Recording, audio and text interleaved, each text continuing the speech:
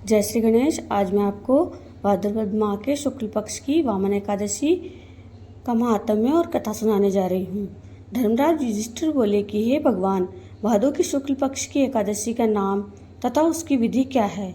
उस एकादशी के व्रत को करने से कौन सा फल मिलता है तथा उसका उपदेश कौन सा है, सो सब कहिए। भगवान श्री कृष्ण बोले, हे राजश्रेष्ठ, अब मैं अनेक पाप नष्ट करने वाली तथा अंत में स्वर्ग देने वाली भादों की शुक्ल पक्ष की वामन नाम की एकादशी की कथा कहता हूँ।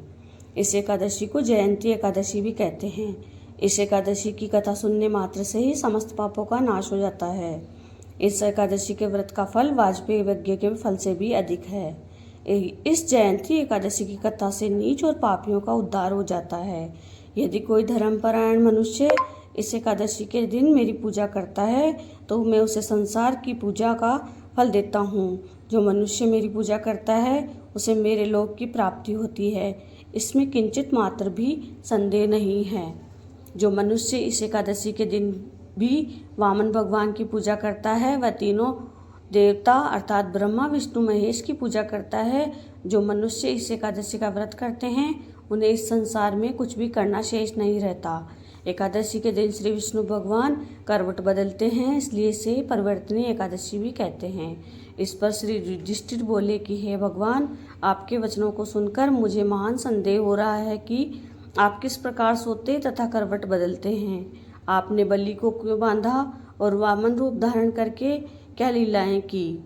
चातुर्मास्य व्रत की विधि क्या है तथा आपके शयन करने पर मनुष्य का क्या कर्तव्य है, सो विस्तार पूर्वक कहिए। श्री कृष्ण भगवान बोले, हे राजन, अब आप पापों को नष्ट करने वाली कथा का श्रवण करो। त्रेता युग में एक बलि नाम का दानव था।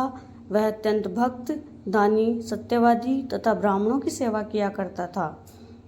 वह अपनी भक्ति के प्रभाव से स्वर्ग में इंद्र के स्थान पर राज्य करने लगा।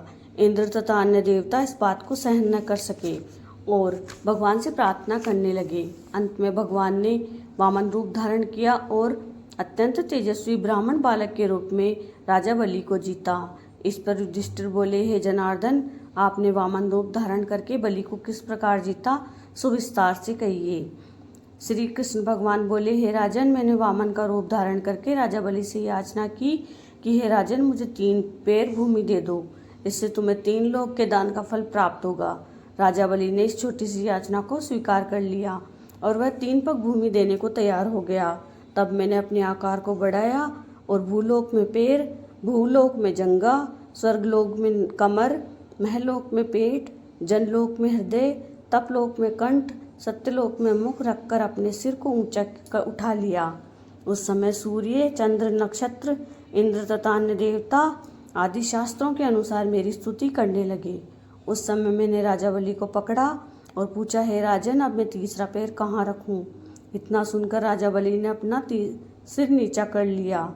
उस पर मैंने अपना तीसरा पैर रख दिया और वह भक्त दानव पाताल को चला गया।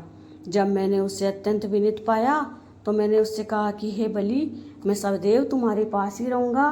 भादों की शुक्ल पक्ष की एकादशी को परिवर्तनीय एकादशी के दिन मेरी एक प्रतिमा राजा बलि के पास रहती है और एक क्षीर सागर में शेषनाग पर शयन करती रहती है। इस एकादशी को विष्णु भगवान सोते हुए करवट बदलते हैं। इस दिन त्रिलोकी के नाथ श्री विष्णु भगवान की पूजा की जाती है। इसमें चावल और दही सहित रूपा का दान दिया जाता है। इस दिन रात्रि को जागरण करना चाहिए। इस प्रकार व्रत करने से मनुष्य समस्त पापों से मुक्त होकर स्वर्ग लोक को चला जाता है। जो मनुष्य पापों को नष्ट करने वाली इस कथा को सुनते हैं उन्हें अश्वमेध यज्ञ का फल मिलता है। जय श्री गणेश।